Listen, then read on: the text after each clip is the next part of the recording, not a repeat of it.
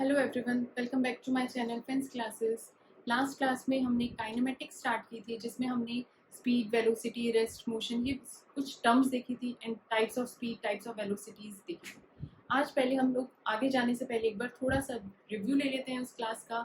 And जिन्होंने उस first video नहीं देखी है, so do watch that video, तभी आप ये सेकेंड वीडियोज़ पे आना, क्योंकि तभी आपको सेकेंड वीडियो समझ में आएगी।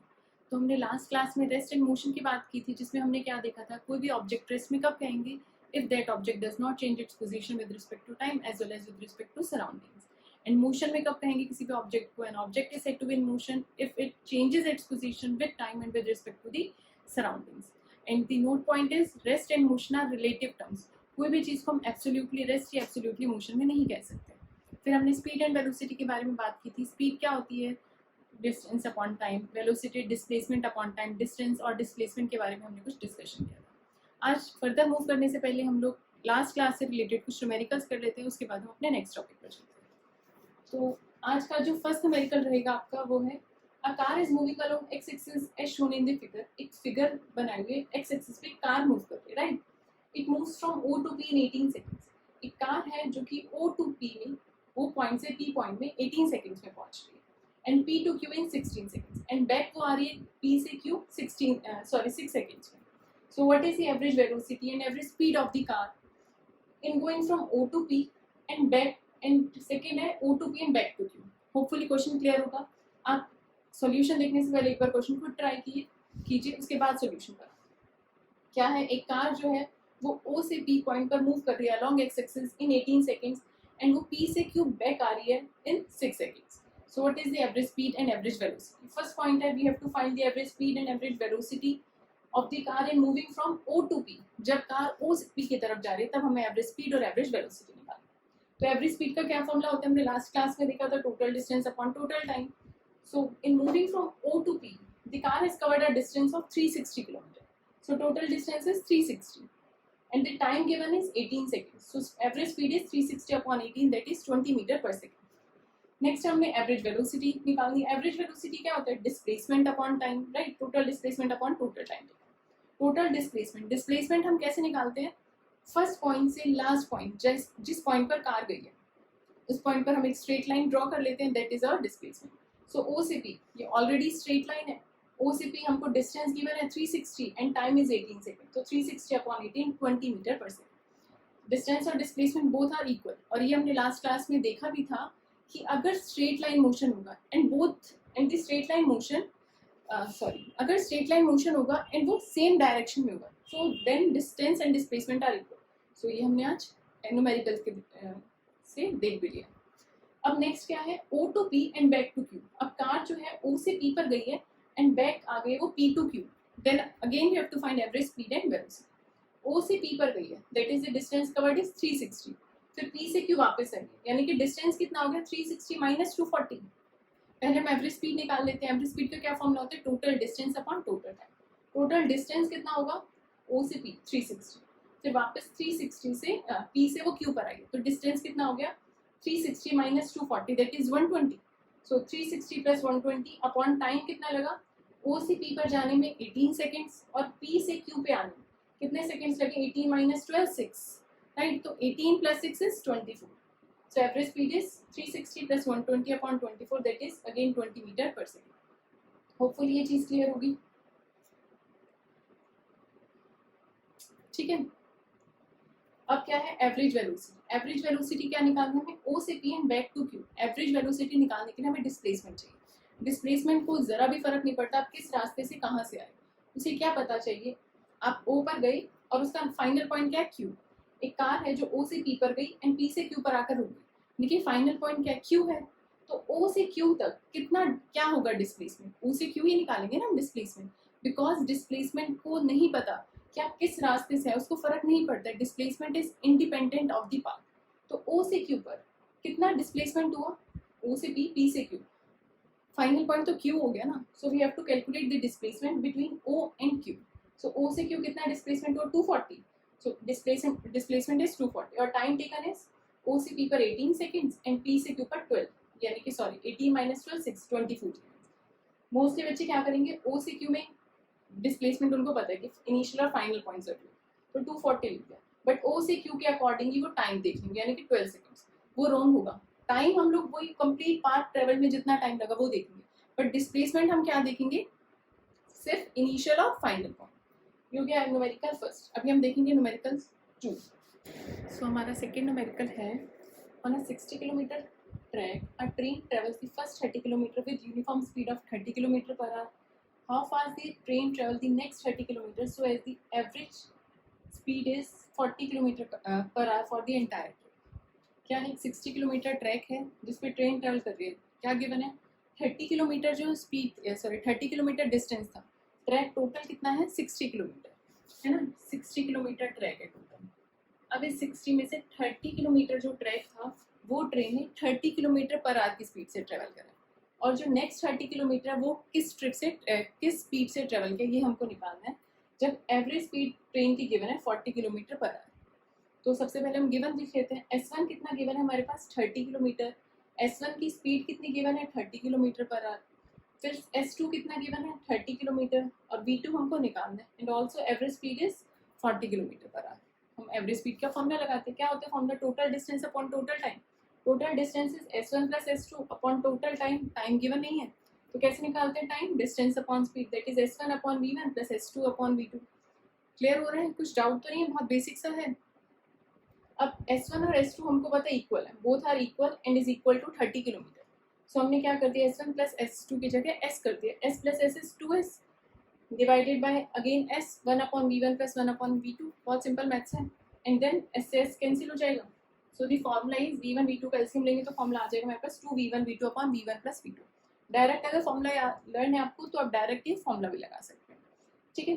सो कितना आ रहा है 2V1 V2 upon V1 plus V2, हमने क्या पुट कर दी, वैल्यूज पुट कर दी। 2 into V1 is 30, V2 is हमें फाइंड आउट करना है, again V1 is 30 and V2 हमें फाइंड आउट करना है, and this is equal to average speed, and average speed is 40 kilometre per hour given है। Solve कर दिया था, cross multiplying V2 is 60 kilometre per hour. इस टाइप के basics plus कुछ कॉम्प्लिकेटेड न्यूमेरिकल्स आप ट्राई करके देख सकते हैं। कुछ डाउट हो तो आप मुझे न्यूमेरिकल्स भी कमेंट करके बता सकते हैं, मैं आपको उसका सोल्यूशन ज़रूर भेजूँगी। सो अभी हम नेक्स्ट चलते हैं uniform and non uniform motion में। सो our next topic is uniform and non-uniform motion. Uniform motion क्या होता है? An object is said to be in uniform motion if it covers equal distance in equal interval of time. Uniform name आती है, यानी कि same या equal हम कह सकते हैं। जैसे स्कूल में हम यूनिफॉर्म डालते हैं बच्चे, तो कहते हैं सबकी यूनिफॉर्म सेम होती है, इक्वल होती है, एक जैसे दिखते हैं बच्चे, है ना। तो वैसे यूनिफॉर्म मोशन में क्या होगा, ऑब्जेक्ट जब मूव कर रहा है, यानी कि वो कुछ ना कुछ डिस्टेंस ट्रेवल कर रहा है इन अ गिवन टाइम, वो जब इक्वल डिस्टेंस ट्रेवल करेगा in a equal interval of time, then the object is said to be in uniform motion. वो टाइम बहुत स्मॉल भी हो सकता है, बहुत लार्ज भी हो सकता है, वो हमारे ऊपर है, हम कौन सा टाइम कंसीडर कर रहे हैं, ठीक है। तो क्या हो गया uniform motion, an object is said to be in uniform motion if it covers equal distance in equal interval of time, however small these intervals may B.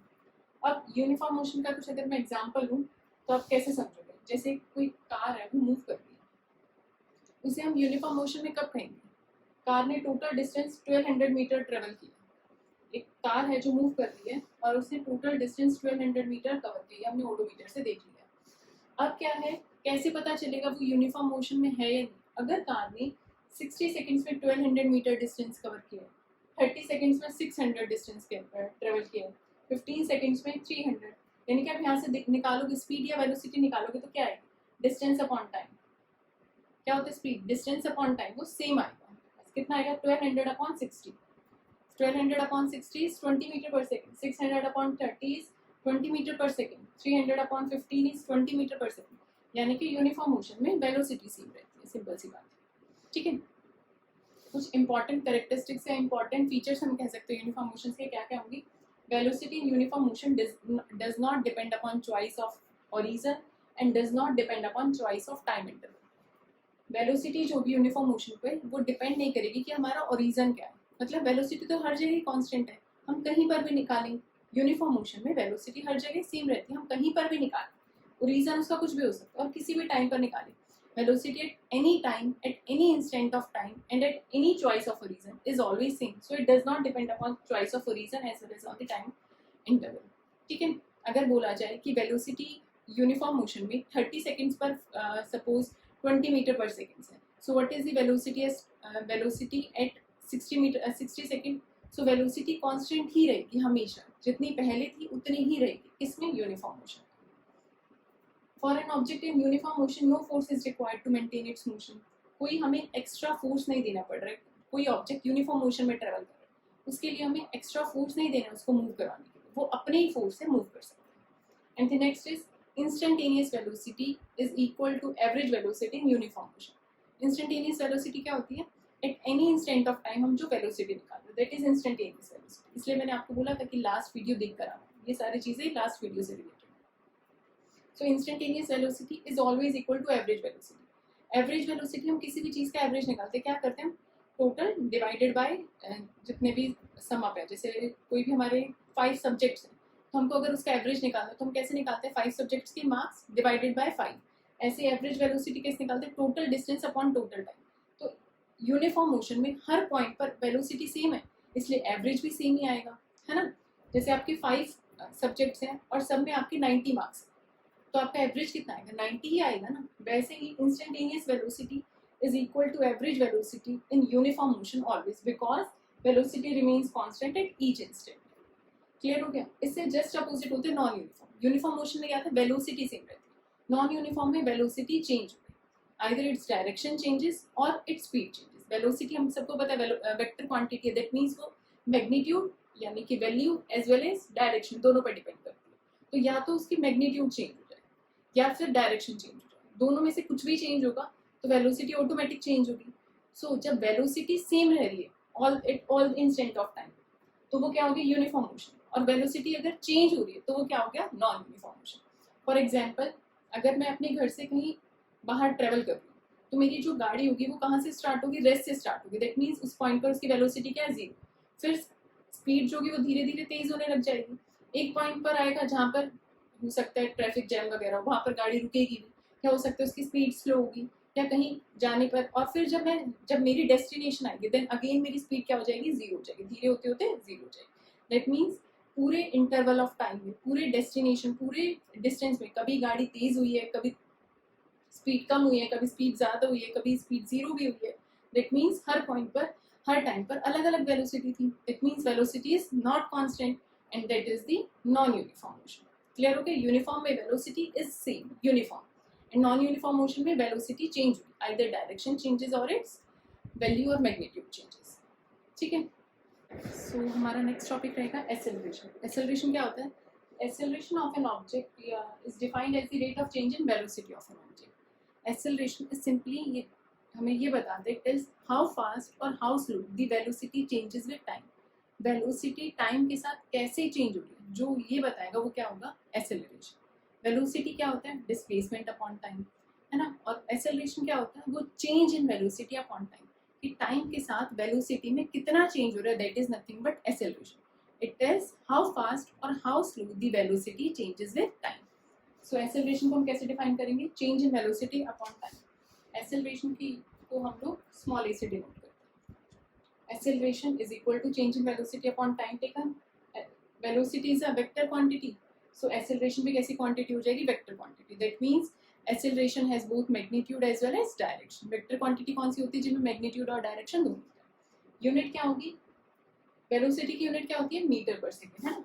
Velocity की यूनिट क्या होती है? Metre per second. और time की unit होती है second. So unit is metre per second square. ठीक है. या फिर सीजीएस यूनिट देखेंगे तो हम सेंटीमीटर पर सेकेंड स्क्वायर. जैसे हमने स्पीड, वेलोसिटी, इनके टाइप्स देखे थे. यूनिफॉर्म मोशन, सॉरी कौन कौन सी थी? Variable speed, uniform speed, average speed. ऐसे ही एक्सेलरेशन का भी होता है. Uniform acceleration, variable acceleration, instantaneous acceleration, average acceleration. तो हम वो देखते हैं. डिफरेंट टाइप्स ऑफ एक्सेलरेशन में फर्स्ट आता है uniform acceleration. Uniform acceleration again वही इक्वल, है ना, इक्वल एक्सेलरेशन. तो एक्सेलरेशन इक्वल कब होगा? When there is equal change in velocity in equal interval of time. So वही इसकी डेफिनेशन होगी. The acceleration of an object is said to be uniform if its velocity changes by equal amount in equal interval of time. Velocity equal amount में change हो in equal interval of time, that is uniform acceleration. And variable acceleration if its velocity changes by unequal amount in equal interval of time. Time तो वो equal है लेकिन velocity का change जो है वो अनइक्वल है. So that is variable acceleration. Third is average acceleration. Average acceleration क्या होता है? एवरेज एक्सेलरेशन देखो समझने से पहले क्या लिख रखे हैं, for an object moving with variable speed. Average acceleration हम किसका निकाल रहे हैं? जब ऑब्जेक्ट जो है वेरिएबल स्पीड के साथ मूव कर रहे हैं. अगर यूनिफॉर्म एक्सेलरेशन है या यूनिफॉर्म स्पीड है, क्या बोल रहे हैं हम? पहले बोल रहे हैं for an object moving with variable speed. अगर यहाँ पर यूनिफॉर्म स्पीड आ गई यानी कि स्पीड क्या है? इक्वल है हर जगह. जब स्पीड इक्वल है तो एक्सेलरेशन क्या होगा? Change in velocity. Initial velocity minus final velocity, यही होगा change in velocity. Initial velocity को हम u से डिनोट करते हैं और फाइनल को v से, है ना, ये तो पता है. तो एक्सेलरेशन क्या होता है? v minus you upon t, है ना. अब क्या है? इनिशियल और फाइनल वेलोसिटी सेम है तो एक्सेलरेशन क्या हो जाएगा? जीरो. वही एवरेज एक्सेलरेशन हो जाएगा. सो बट अब हमें एवरेज एक्सेलरेशन निकालना है, इसलिए हमने पहले ही लिख दिया for an object moving with variable speed. तो जो एक्सेलरेशन होगा then the average acceleration is defined as change in velocity of an object to the time interval taken. Average acceleration is change in velocity. If an object, suppose करो v1 and v2 are the velocities in a time interval t1 and t2, then average acceleration is v2 minus v1 upon t2 minus t1. Average acceleration क्या होता है? Acceleration क्या होगा? Change in velocity, यानी कि v2 minus v1, because final velocity को हमने किससे डिनोट कर रहे हैं? v2 से और initial को v1 से, तो v2 minus v1 upon t2 minus t1. And next is instantaneous acceleration. Instantaneous acceleration क्या होता है? The acceleration of an object at a given instant of time. एक गिवन टाइम, एक गिवन इंस्टेंट, एक given point पर, एक given time पर जब हम एक्सेलरेशन निकाल रहे हैं दैट इज इंस्टेंटेनियस एक्सेलरेशन. यही हमने इंस्टेंटेनियस वेलोसिटी और स्पीड में देखा था. और क्या देखा था हमने इंस्टेंटेनियस वेलोसिटी या इंस्टेंटेनियस स्पीड में? कि जो इंस्टेंटेनियस वेलोसिटी थी या जो इंस्टेंटेनियस स्पीड थी वो क्या थी? लिमिटिंग वैल्यू थी एवरेज वेलोसिटी की. इंस्टेंटेनियस वैल्यू इज दी या instantaneous velocity is the limiting value of average velocity. So वही इंस्टेंटेनियस एक्सेलरेशन क्या हो जाएगा? Limiting value of average acceleration. देखो ये मैं ऊपर कर रही हूँ इंस्टेंटेनियस वेलोसिटी. फर्स्ट थी uniform velocities, sorry uniform acceleration. Second is variable acceleration. Third is average acceleration. Fourth is instantaneous acceleration. Instantaneous acceleration को हम लोग limiting value of average acceleration बोलते हैं. That means limit delta T tending to zero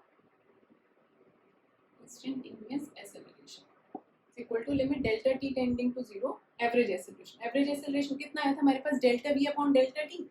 delta V upon delta T, तो ये क्या बन जाता है? Derivative of V with respect to time T.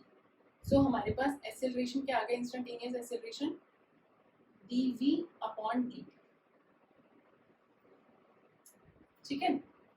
Again instantaneous acceleration और average acceleration is del v upon del t. Also v हमने देखा था, v किसके इक्वल था? Instantaneous velocity dx upon dt, यही था ना इंस्टेंटेनियस वेलोसिटी. अगर मैं यहाँ पर v की जगह dx अपॉन dt लिख दूँ तो a instantaneous is equal to d upon dt.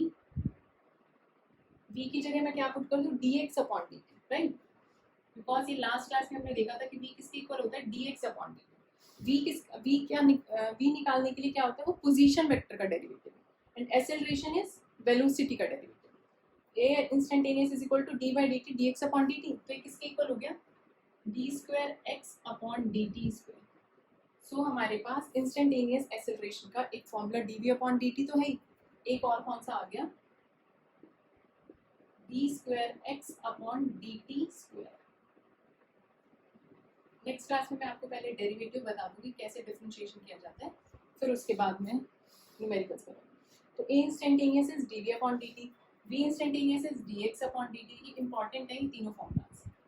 v is dx upon dt, a is dv upon dt, a instantaneous is d square x upon dt square. x का जब double differentiation करते हैं, 2 times है ना, 2 बार जब differentiation हो जाएगा तो वो इंस्टेंटेनियस एक्सेलरेशन आ जाएगा. ठीक है. अब v dx अपॉन dt. इसके साथ साथ पॉजिटिव और नेगेटिव एक्सेलरेशन भी होते हैं. पॉजिटिव एक्सेलरेशन क्या होता है? If the velocity is changing with time, velocity is increasing with time, then acceleration is positive acceleration. And if the velocity is decreasing with time, then acceleration is negative acceleration, जिसे हम retardation भी बोलते हैं. 9th class में आपने पढ़ा होगा. Retardation या फिर negative acceleration क्या होता है? If the velocity is decreasing with time, time के साथ velocity decrease होती जा रही है, तो वो जो acceleration होगा वो क्या कहलाएगा? Retardation और negative acceleration. और टाइम के इंक्रीज होने के साथ साथ वेलोसिटी भी इंक्रीज हो रही है then the acceleration is positive acceleration. ठीक है, तो आज की क्लास हम यहीं एंड करते हैं। किसी को कुछ डाउट हो तो do comment below and do subscribe and share my channel. Thanks for watching, bye bye.